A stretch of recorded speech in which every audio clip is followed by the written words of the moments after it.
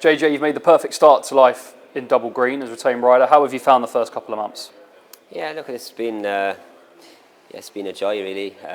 Really enjoyed working with everyone, and look, when you see those colours hanging up at your peg every day when you go racing now, most of the time that it's a real honour, it's a real privilege to be putting them on.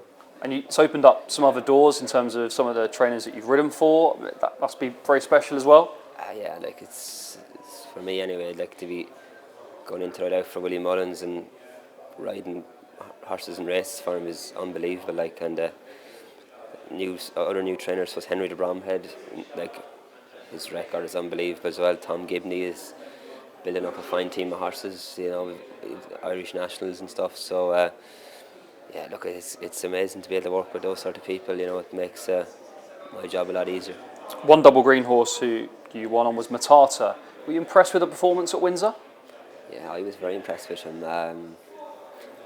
Great jumper, good traveller, and he was able to pick up the race and grab it by the scruff of the neck and put it to bed very easily, and he's won very easily in the end. So it was a good performance from it. He's a 2-miler on the up. And if he got into a good river mat in front in Champion Chase, he certainly could outrun his odds. Oh, I think so. Like and I always find the Champion Chase, if there is a big hot pot to get beaten, it often is in the Champion Chase for some reason. I don't know why that is the case, but it definitely is the case. And yeah, he's a hardened horse now, and he's form around Cheltenham, so we're hoping for a big run from him. And you've had experience riding another live Champion Chase contender in Solness. You must have been impressed what he did under Danny at the DRF.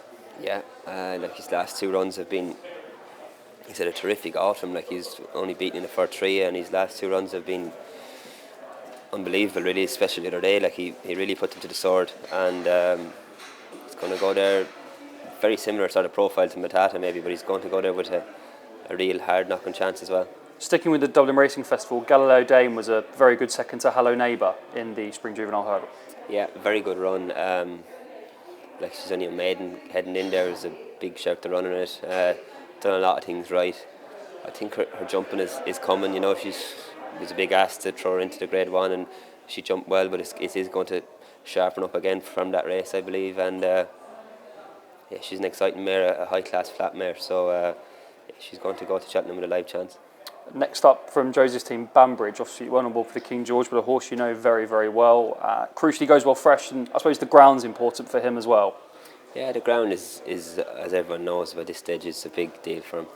But like Cheltenham, the last few years has been soft, and they obviously do a great job of watering it to keep it good and safe. And so, like, but if we get a dry day on the Friday, like if it starts off dry and warm by Gold Cup time, it should be dry enough for him, and that played to his advantages, and might play against some of the other horses maybe. How do you feel stamina-wise, the test of the 3 1/4 miles, the Gold Cup? He was galloping at the end of the line in the Kempton race in the King George. Like he was galloped all the way out to the line. He's an uncomplicated ride. You can ride him anywhere. He doesn't pull, and he's a very easy ride. So you never know until you try, but he's going to certainly give himself every chance of staying. Home by the Lee, obviously a horse you know well, but he seems to have become really professional, definitely this year as well. His performances have maybe stepped up a gear. Yeah, like when the race in Navan over 2.5 mile was a great starting point, and then went on to Christmas and won very, very well. And he's just been in great heart since he came back in after his summer holidays this year, and he's gone really, really well at home, and he likes being fresh as well. So yeah, he's going there with a big chance, hopefully. And then just finally 2 in the Double Green. Fabiolo, of course, he fell at the DRF. How did you feel he was travelling up until then? It was an interesting race, shall we say, that one? Yeah, it was too early to say, really. Went down, jumped the first well. They were going really fast.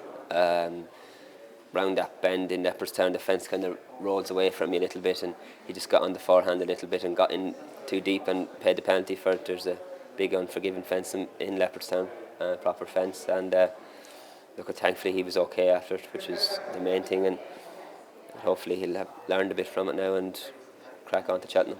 And another one was Jasmin de Vaux. Willie said this morning maybe Albert Bartlett. Do you think maybe the step up to that sort of trip would help?